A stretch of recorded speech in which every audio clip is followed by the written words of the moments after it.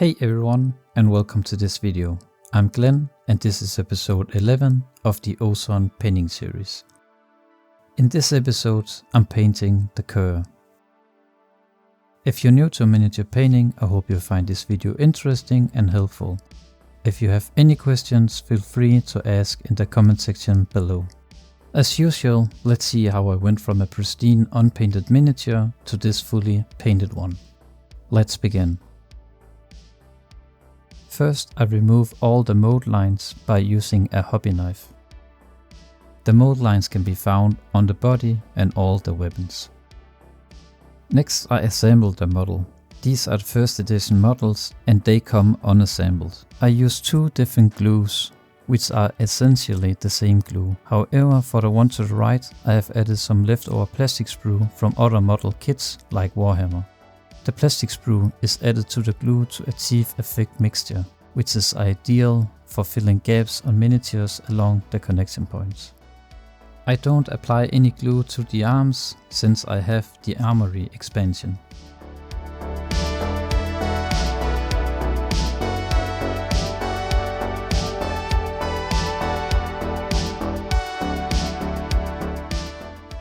I use the mixture to fill out visible gaps.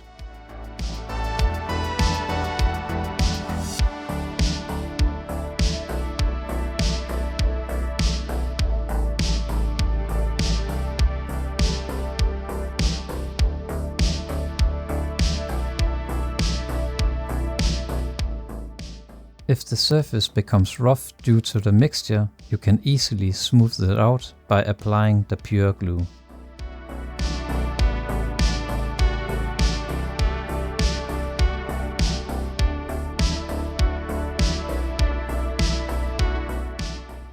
Time to clean the model in soapy water and rinse it in clean water and let it dry.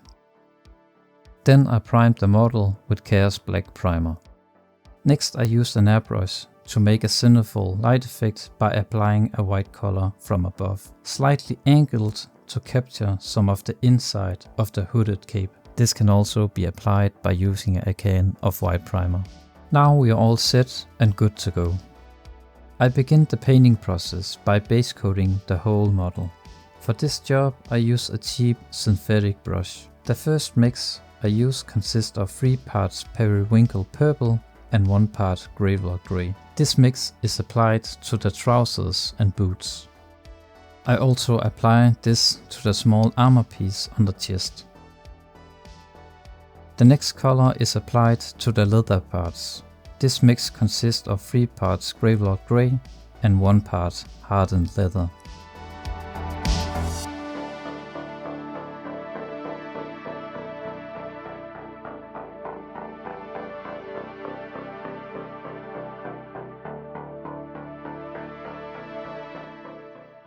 I apply a green tone to the tunic, which is a mix of orc skin and pallet bone. I don't add much green into this mix. I believe the mix is somewhat a 1:10 ratio.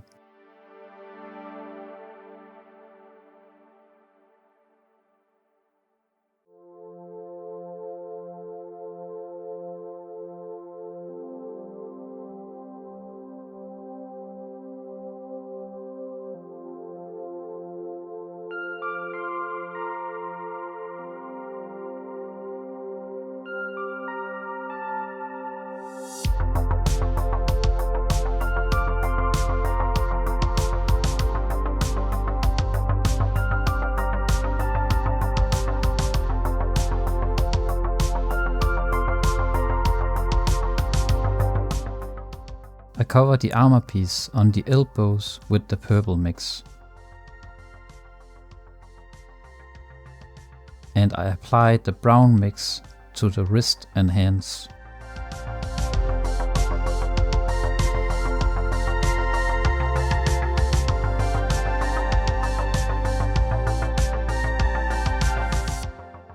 I use a small amount of Greylord Grey on the mask.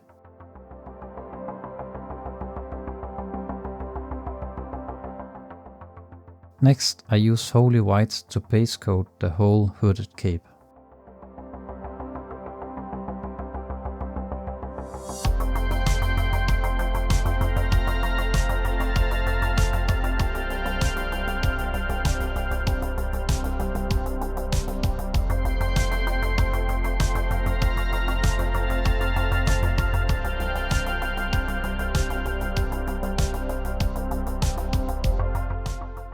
The speed paint is dry and I apply a second layer to the trousers and boots with the purple mix.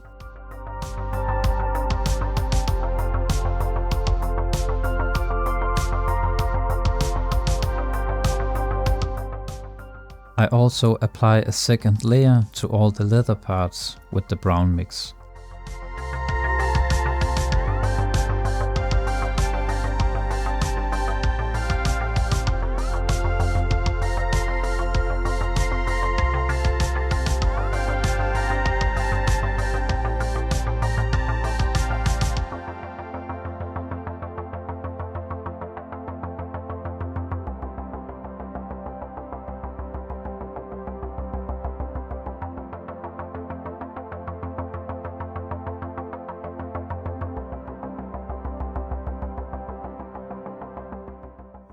And let's not forget to coat the small armor pieces on the chest and elbows with the purple mix. This time I also covered the daggers.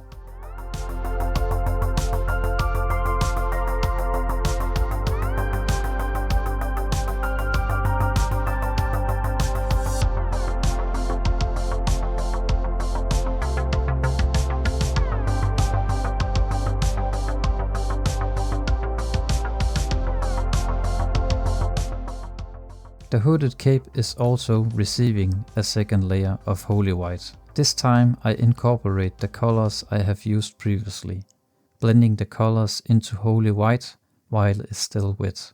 I add the purple mix into the shadows of the cape and the green, brown and grey tones in random areas. My focus is on darkening the less exposed areas by applying thicker layers. This process is to tone down the white color. This will be the base coat for a later stage when we begin layer and highlight the hooded cape. This will create some variation in colors.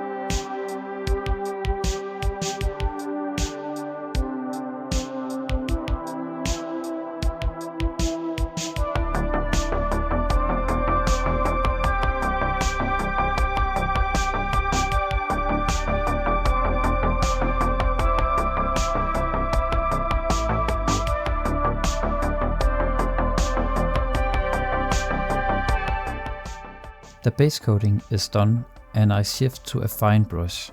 This is used for all the layering and highlighting. I begin layering the trousers and boots with a mix similar to the base coat and incorporating Varnish grey into this mix. This is applied to the exposed areas on the model. As usual, I imagine the light source from above.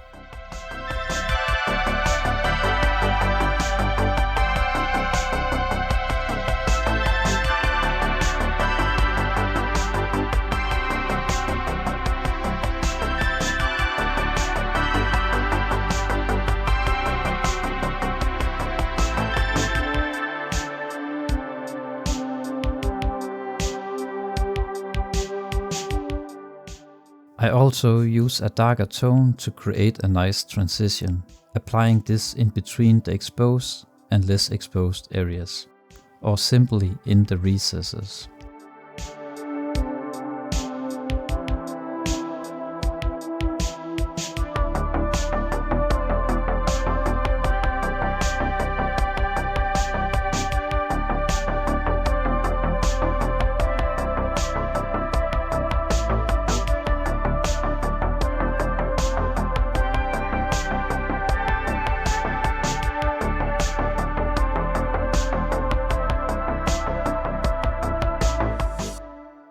I use a mix with even more Fenrisian grey into the mix, and begin to make the exposed areas more intense.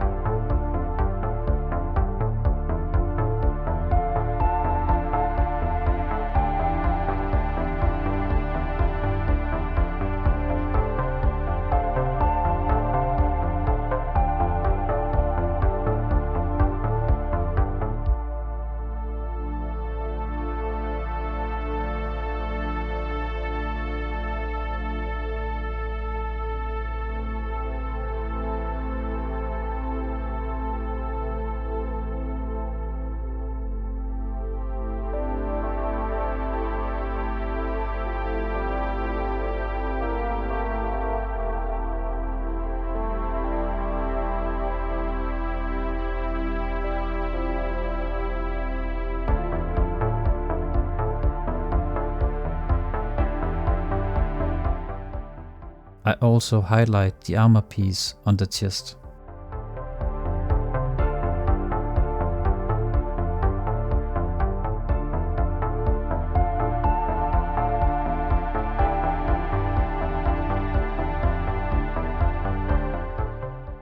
Now I apply pure Fenrisian grey as the final highlight.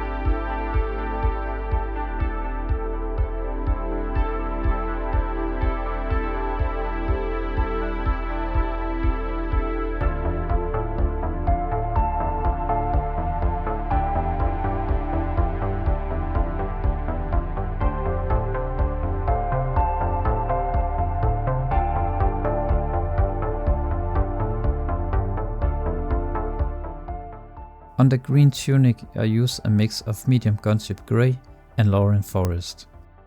This is applied to the green areas where I found the green base coat to be too vibrant.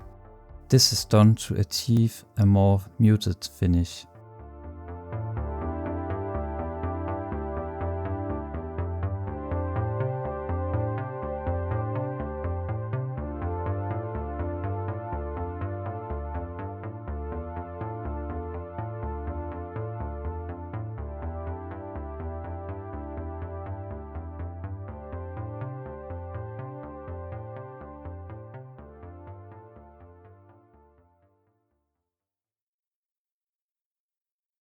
After that layer, I incorporate bone white into the mix and begin to layer and highlight the green areas, leaving out the less exposed areas.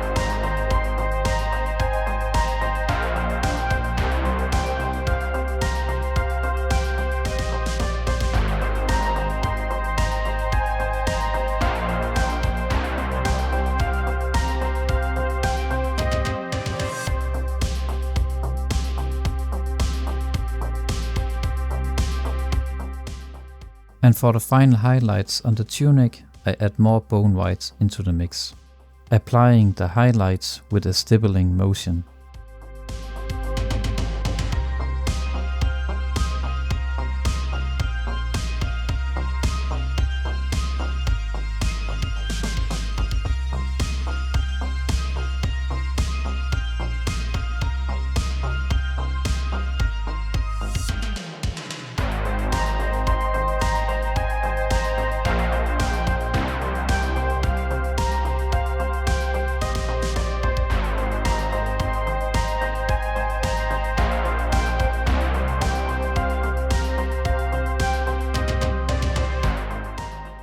On the leather parts, I apply scrag brown as the first layer or highlight.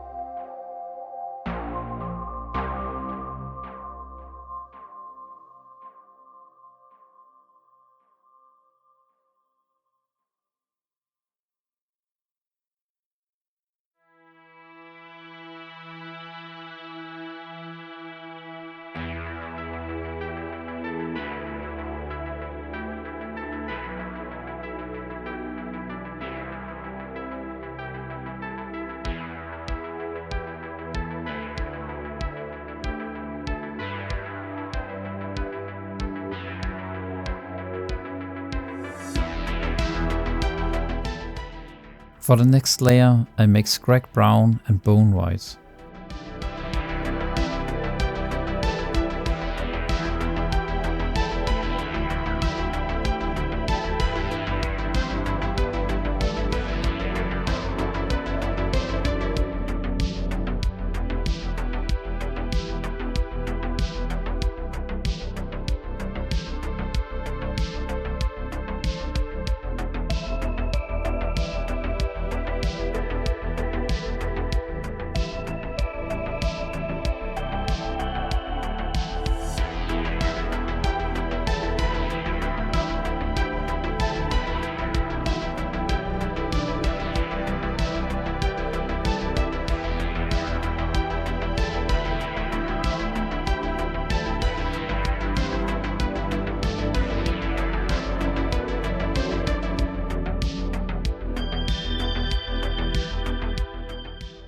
As the final highlight, I simply add even more bone whites into the mix.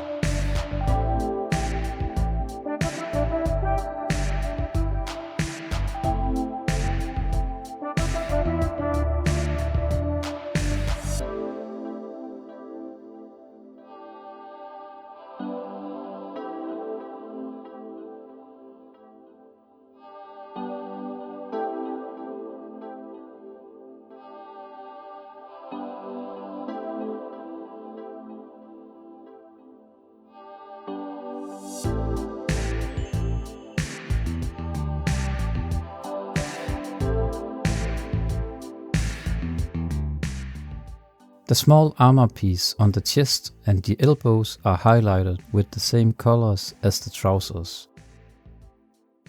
And for the final highlights, I mix bone white with Fenrisian grey.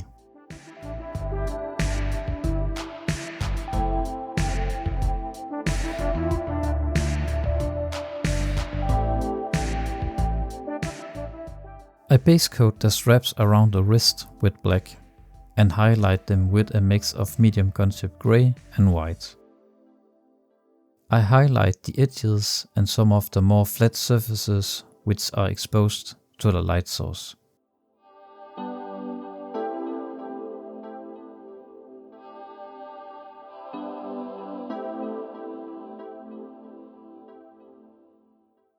Then I apply a thin layer of Hive Dweller purple to the straps.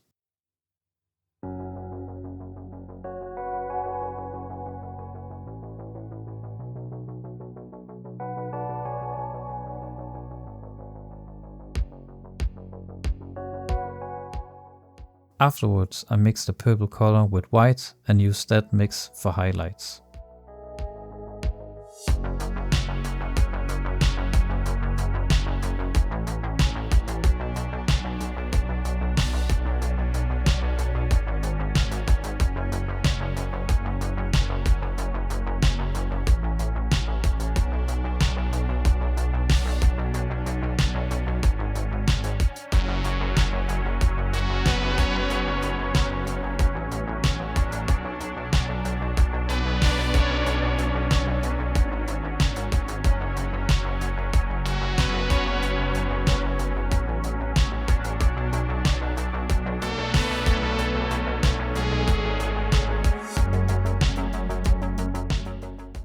I pick out the metal parts on the body with Fenrisian grey.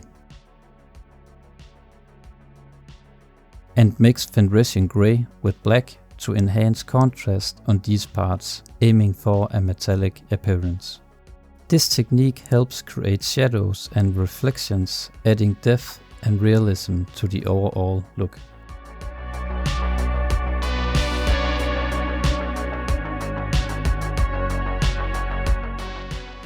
I also mix Fenrisian grey with white to enhance the reflections.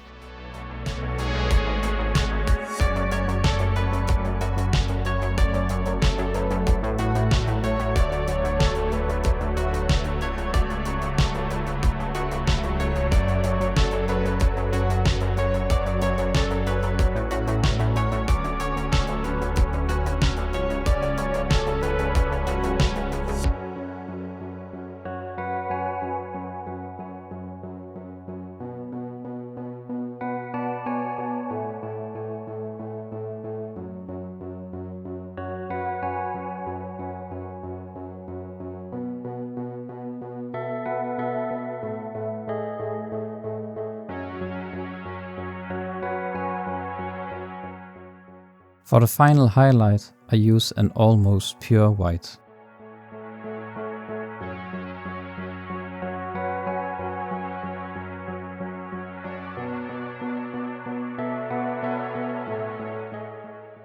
I cover the handles on the throwing knives with Mephiston red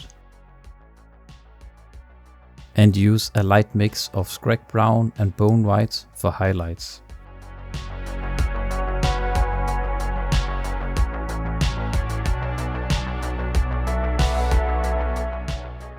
I touch up the leather pieces holding the knives.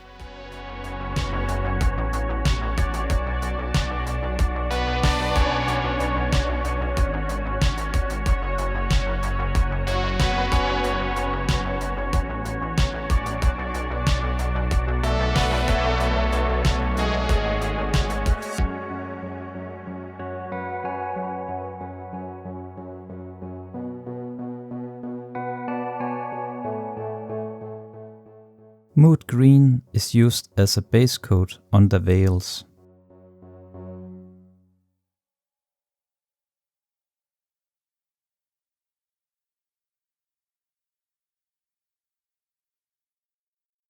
And mix mood green with Aerial yellow for highlights.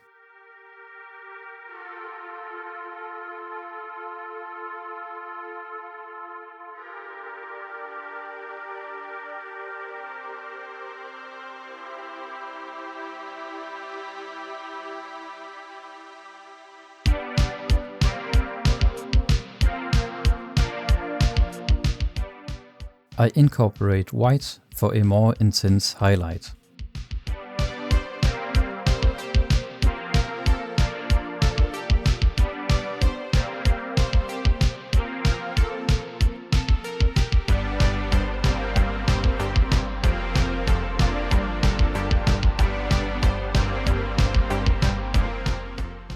And lastly, I use an even lighter mix to create a glare or reflection effect on the veil.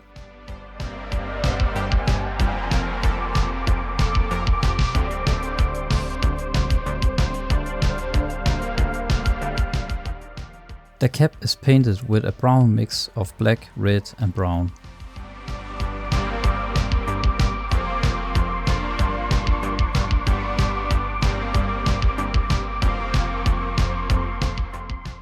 I apply Buckman's Glow to the fingers. For each new layer of paint, I move the layer further towards the light source. Next I apply Cadian Flesh Tone.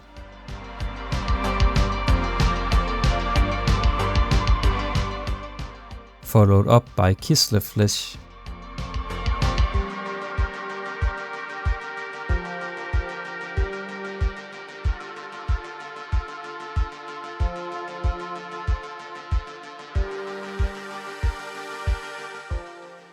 And lastly, Pale Flesh.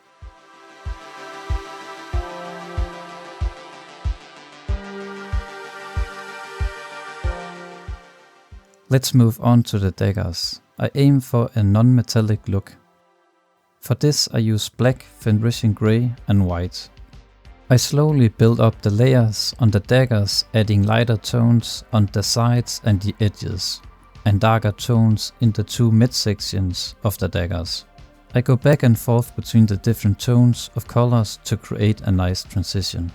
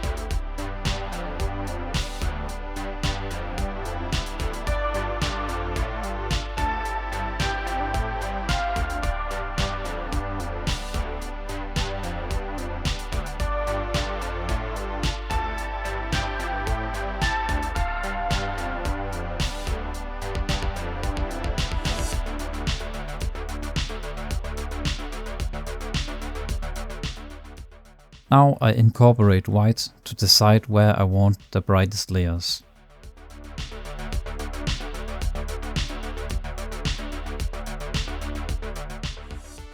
I also add a layer across the dagger in between the two midsections.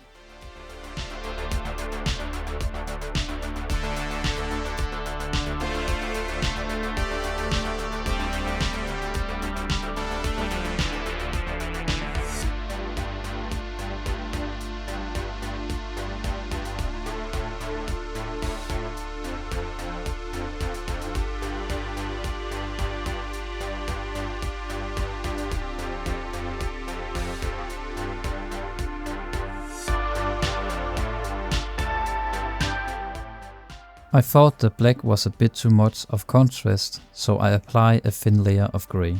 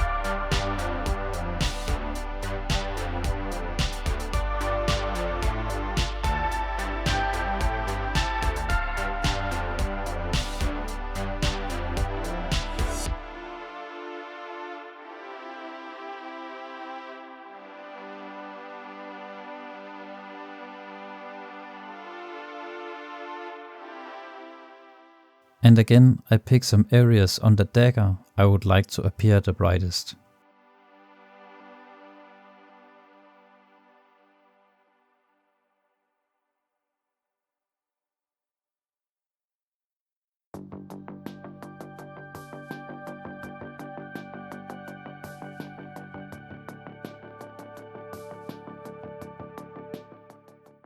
And lastly, the final highlights with pure white. I add a few lines across the two midsections to create an effect of reflection.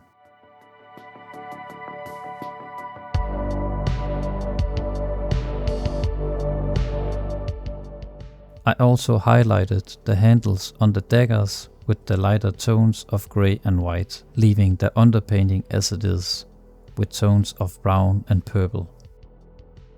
Nice and neat and not too complicated, I think. In general, I don't think too much about where I apply the different tones to create the non-metallic look. I just apply the rule of cool. Now onto the hooded cape. I prepare medium gunship grey and Lorraine forest on the wet palette, each mixed with white. Here I also slowly build up the layers, alternating between the two colors. For the edges of the hooded cape, I use the broad sides of the brush, and on the flat surfaces I use thin brushstrokes. This will create some textures when alternating between the different tones of colors, which looks great. Several times in this process I look directly down on the model, as I imagine the light source directly from above. Doing this, I figure out where to apply the brightest layers. I don't use pure white, only at the very top and the edges of the hood. The hooded cape might appear clearly white in the end result, but is more of an illusion created by the contrast with the other colors.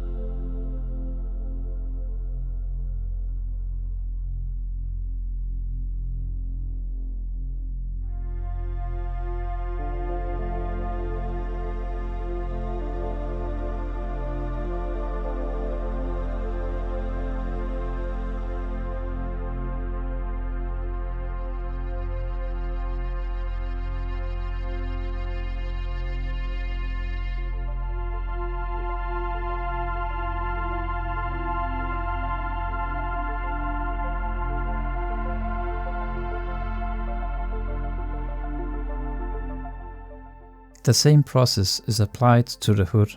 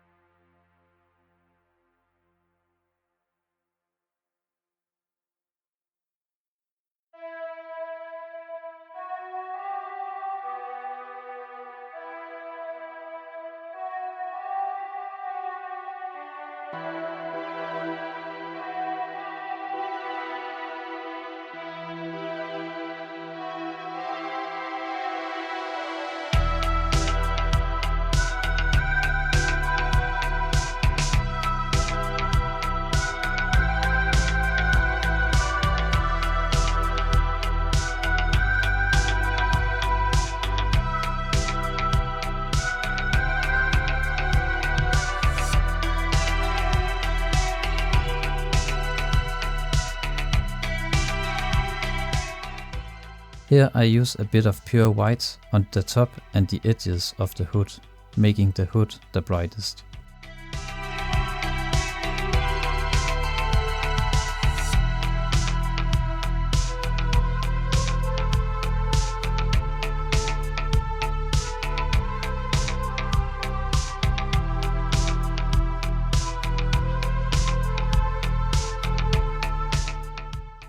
I also highlighted a few areas on the other side of the cape. White doesn't have to be difficult to paint. When I paint white, I tend to use similar process like this and mix white with other colors to create an illusion of white. I base coat the face with Bugman's Glow and use the other skin tones for layers and highlights, just as I did on the hands.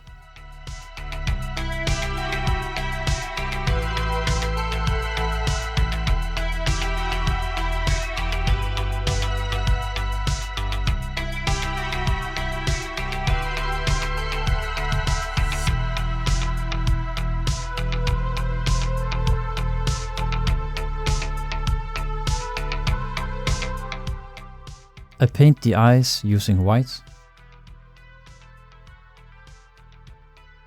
and apply pupils with black.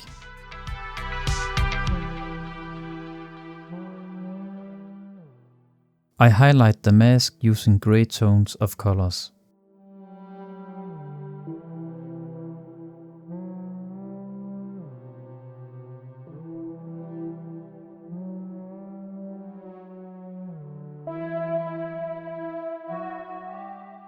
I paint the base as I have done in my other videos and slap on some speed paints as a base coat.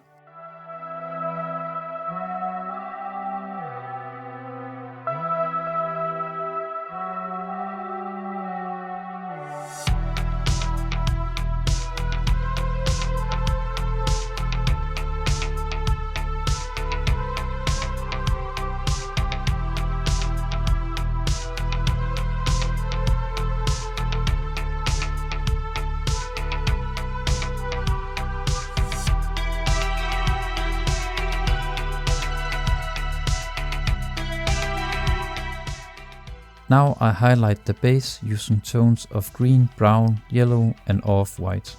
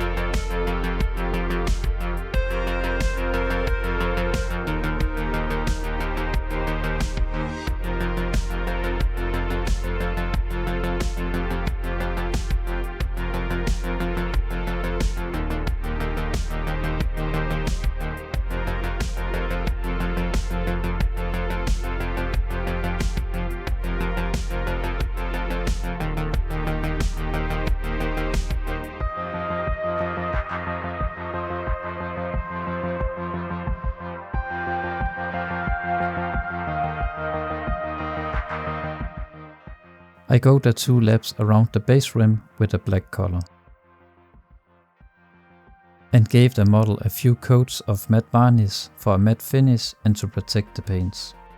Then I attach a few tufts and flowers using super glue. With that, let's have a look at the final result.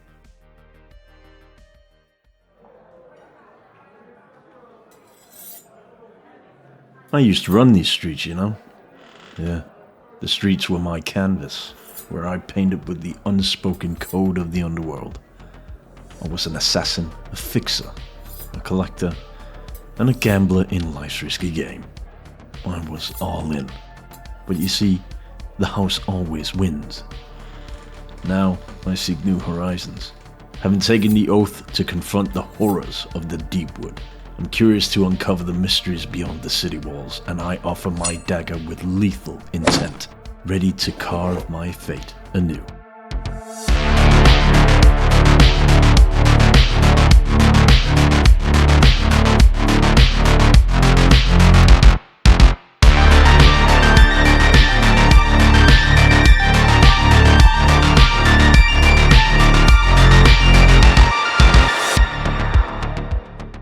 Accursed creatures stand at our gates, and the Painting Chronicles Brotherhood stands at the ready to face this evil.